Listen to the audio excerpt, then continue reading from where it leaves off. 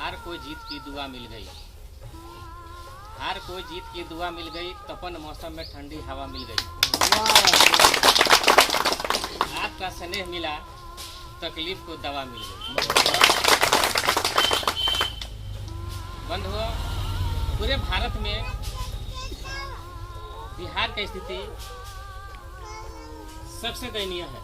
इस बात को आप लोग महसूस कर रहे होंगे कि आपके बच्चे को शिक्षा नहीं है, आपके यहाँ बिजली महंगी है, आपके यहाँ पूरे भारत सबसे ज़्यादा तेल महंगा है, आपके यहाँ विद्यालय है तो शिक्षक नहीं है, शिक्षक है तो बच्चे नहीं हैं, ये बच्चे हैं, विद्यालय है तो लाइट नहीं है, और लाइट है, पंखा है तो बैठने के लिए बेंच नहीं है।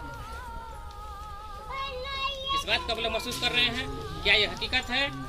अगर हकीकत है तो आप लोग अपना समर्थन दीजिए और बोलिए कि सत्य है। सब लोग आवाज उठाएं कि हाँ, हमारे गांव में विद्यालय है, शिक्षक नहीं है, शिक्षक है, बेंच नहीं है, लड़का पढ़ने जाता है तो पढ़ाई नहीं होता है। इस बात से पूरा बिहार त्रस्त है। आज की स्थिति ये हो गई है कि बिहार पलायन पर निर्भर हो गया है। पलायन मतलब आप पढ़ने के लिए बिहार को छोड़ के जाइए, तो जब आपका बच्चा पढ़ने के लिए दूसरे राज्यों में जाएगा तो फिर यहाँ विद्यालय की जरूरत है, बंद कर दो उसको। सही है तो बंद कर देना चाहिए। बिहार में कुल 83,087 पंचायत है और 55 पंचायत ऐसा है जहाँ विद्यालय नहीं है, और सरकार हर साल 1000 नहीं 50,000 करोड़ रुपया खर्चा करती है शिक्षा पे। 45,100 कुछ करोड़ रुपया प्रचार पे जाता है। तो प्रचार पे पैसा रहने क्या फायदा है? कौन नहीं जानता है, कौन सा गार्जियन नहीं जानता है कि मैं अपने बच्चे को पढ़ाना है। इस बात को सभी जानते हैं ना कि बच्चे को पढ़ाना है, और मध्याह्न भोजन पे 5,000 करोड़ जा रहा है। इतना पैसा खर्चे करने के बाद भी ड्रॉप आउट क्या है? शिक्षा का जीरो है। सरकारी विद्यालय में पढ़ाई नहीं है। अगर प्राइवेट विद्यालय को बंद कर दिया जाए तो कितने बच्चे सरकारी विद्यालय में पढ़ते हैं? और जितने राजनेता हैं जिसने सरकारी विद्यालय गठन किया है, जो पढ़ाई के नाम पर उस पैसा का घोटाला कर रहे हैं, उनका लड़का कहाँ पढ़ता है? विदेशों में पढ़ता है, अच्छे अच्छे प्राइवेट विद्यालय में पढ़ता है। तो जब वीआईपी आदमी अपने परिवार के बच्चे को प्राइवेट स्कूल में पढ़ाएगा और इस गरीब विद्यार्थी का कहाँ पढ़ेगा लड़का? इस गरीब परिवार के विद्यार्थी कहाँ पढ़ेगा? सरकारी विद्यालय में। और वहाँ जाएगा तो उसको बैठने के लिए बेंच नहीं दिया जाएगा। तो क्या है? ये आपके साथ सरकार भेदभाव कर रही है। भेदभाव हो रहा है कि नहीं हो रहा है? आप हमेशा काम करने के लिए दूसरे राज्यों में जाएंगे। क्यों जाएंगे? बिहार में जमीन की कमी है, शिक्षा का कमी है, कि ऊर्जा का कमी है, कि बिहार में जवान नहीं है? बिहार में जितना जवान है उतना जवान किसी राज्य में नहीं है। फिर भी बिहार के जवान दूसरे राज्य में जाते हैं काम करने के लिए। ये भी गलत है। बिहार में कोई ऐसा जिला बताइए जहाँ 10-15 इंडस्ट्री बंद नहीं है। सभी जिलों में कुछ फैक्ट्रियाँ बंद हैं। अगर वो फैक्ट्री चलता और बिजली सस्ता रहता तो कोई दिल्ली में जाता काम करने के लिए? कोई नहीं जाता। वहाँ के लोग यहाँ काम करने के लिए आएंगे।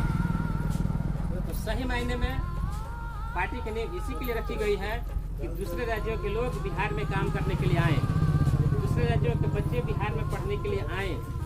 पूरे भारत से बिहार में सबसे सस्ता बिजली हो, तेल हो, शिक्षा का महत्व हो, तब जाकर के बिहार का मतलब बिहार बनेगा। अभी बिहार क्या बन गया है? पलायन। और बिहार के राज्य क्या कहते हैं कि हम देश को सस्ता श्रम देंगे। इसका मतलब क्या हो गया कि आप नौजवान को सस्ता में बेचेंगे। तो कोई ऊर्जा कितना देर में सस्ता में बेचेगा? उसका मूल्यांकन होना चाहिए। समय के हिसाब से, आपके श्रम के हिसाब से आपको पैसा मिलना चाहिए कि नहीं मिलना चाहिए? बगल में तेल सस्ता है, यहाँ तेल महंगा है। यहाँ तेल सस्ता होना चाहिए कि नहीं होना चाहिए? अगर तेल सस्ता होता तो ये पड़ोस के जितने भी पंप कर्मी हैं ये दिन भर बैठे नहीं रहते। तो बिहार का राजस्व बिहार के राजनेता ही नुकसान कर रहे हैं। इसके लिए आपको जागरूक होना पड़ेगा, आपको अपना हक पहचानना पड़ेगा। आने वाले समय में राजनेताओं को, सत्ताधारी पार्टियों को आप दिखाइए कि हमारे विद्यालय में शिक्षा नहीं है, हमारे बच्चे पढ़ नहीं पाए, हमारे यहाँ तेल इतना महंगा है, इतना महंगा बिजली का बिल देते हैं जो कि बाकी राज्यों में सस्ता है। 5 साल का उसका कार्यकाल पूछिए, अगर नहीं देता है तो वैसे जब तक परिवर्तन नहीं होगा, वैसे राज्यों को देखिए जहाँ विकास है, हर साल वहाँ सत्ता परिवर्तन होता है। तो जब सत्ता परिवर्तन होगा तभी जाकर के विकास होगा। एक बगल में एयरपोर्ट है साबिया, अगर इसको चालू करा दिया जाता तो गोरखपुर से लेकर के और ये पटना तक का विकास हो गया रहता है यहाँ से। और यहाँ के बच्चे जो दिल्ली और बॉम्बे जाकर के फ्लाइट कराते हैं, इंटरव्यू देते हैं, वो यहाँ करते। तो यहाँ काम होता तो ये 35 से 40 रुपये में काम तो हो जाता। और आज विदेश का काम कितना में हो रहा है? लाखों रुपया में हो रहा है। तो आप लोग चाहते हैं कि आपका काम सस्ता हो? सब लोग बताइए, अगर चाहते हैं कि काम सस्ता हो, आप लोग चाहते हैं कि हमारा एयरपोर्ट चालू हो, आप लोग चाहते हैं कि तेल हमारे यहाँ सस्ता हो, अगर चाहते हैं तो पार्टी का साथ दीजिए और आने वाले समय में पार्टी की सरकार बनाइए। आपकी इच्छा के अनुसार आप ही के परिवार से कोई प्रतिनिधि खड़ा होगा और आपकी इच्छा के अनुसार आपका विकास करेगा। तब जाकर के पार्टी को और हमें संतुष्टि मिलेगी कि हमारी इच्छा के हिसाब से और जनता के हिसाब से बिहार का विकास होगा। नहीं तो बिहार के नौजवान अपना ऊर्जा दूसरे राज्यों को दे करके उस राज्य का विकास करते हैं और बिहार का विनाश होते जा रहा है। उस चीज को रुकिए, अब पलायन नहीं होगा। पार्टी ने ठान लिया है कि अब पलायन नहीं होगा। बिहार में इंडस्ट्रीज लगेंगे, बिहार में तेल सस्ता होगा, बिजली सस्ता होगा सभी राज्यों से, ताकि लोग यहाँ आए काम करने के लिए। उस दिन जाकर के बिहार का मान बढ़ेगा। कोई अपने राज्य से बिहारी को नहीं भगाएगा। और आप लोगों के समय पार्टी की तरफ से स्पष्ट करना चाहता हूँ कि अब कोई भी प्रदेशवासी किसी भी प्रदेश से बिहार के वासियों को नहीं भगाएगा। अगर भगाएगा तो पार्टी वहाँ एक्शन लेगी। अब बिहार कहीं समझ अगर बिहार भारत में है तो बिहारी को सभी राज्यों में रहने का हक है और वो रहेगा। अगर भगाएगा तो हम लोग उसी की भाषा में जवाब भी देंगे। नहीं तो वो समझे कि बिहार मेरा परिवार है और बिहार के लोग हमारे देश के नागरिक हैं, इसलिए हमें उसे सत्कार करना है। तो आप सभी प्रदेशवासियों को बिहार के जनता को सत्कार करना पड़ेगा। और ये तभी होगा जब पार्टी को आपका समर्थन मिलेगा, आपका साथ मिलेगा। आप लोग पार्टी का साथ देने के लिए तैयार हैं? सब लोग बोलिए राष्ट्रीय स्वयं शक्ति पार्टी।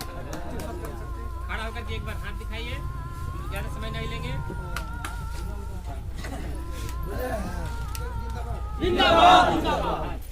राष्ट्रीय सब जनशक्ति पार्टी जिंदाबाद। राष्ट्रीय सब जनशक्ति पार्टी जिंदाबाद। राष्ट्रीय सब जनशक्ति पार्टी जिंदाबाद। हमारे अध्यक्ष कलिंदर जी जिंदाबाद।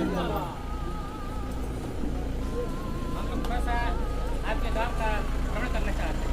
आप लोग अपना गांव हमें दिखाना चाहेंगे? एक बार अपने गांव का भ्रमण हम लोगों को आप लोग थोड़ा सा करा दीजिए। आपके माता से हम लोग देखना चाहते हैं ताकि यहाँ जो प्रतिनिधि हैं, जो आप लोगों जिस प्रतिनिधि को जिताया है, वो प्रतिनिधि उस रूपरेखा पे काम करें। और उन सभी प्रतिनिधियों से मैं अपील करता हूँ कि युवाओं को रोजगार दें, अपने क्षेत्र में चिकित्सा का विकास करें, जहाँ जरूरत हो पार्टी से संपर्क करें, पार्टी उनको सहयोग देगी। और सभी नौजवान यहाँ के प्रतिनिधि अपने क्षेत्र के नौजवान का एक सूची बनाएं। हमारे यहाँ इतने नौजवान बेरोजगार हैं, उनको पार्टी रोजगार शीघ्र देने का काम करेगी। किसी भी तरह की चिकित्सा, रोजगार या किसी भी क्षेत्र में आपको सहायता की जरूरत है तो हमारे डॉक्टर साहब से मिलें, ये अध्यक्ष से मिलें, और विशेष जरूरत हो तो हमसे मिलें। आपकी सारी समस्याओं का समाधान किया जाएगा। हम चाहते हैं अध्यक्ष जी से हम एक बार यही कहेंगे कि हमारी जनता बहुत गरीब है, हमारी जनता बहुत अमीरी है, हमारी जनता बहुत परेशान हाल है। इनको जो भी दिक्कत हो उसको पूरा कर दिया जाए। हमको और दूसरा कुछ नहीं, हम इसी के लिए आपको आइए सब लोग करीब आइए और गले मिलते हैं। फिर एक बार आप लोग गाँव का भ्रमण करना चाहिए। आइए सब लोग एक जगह आइए, एक जगह आइए।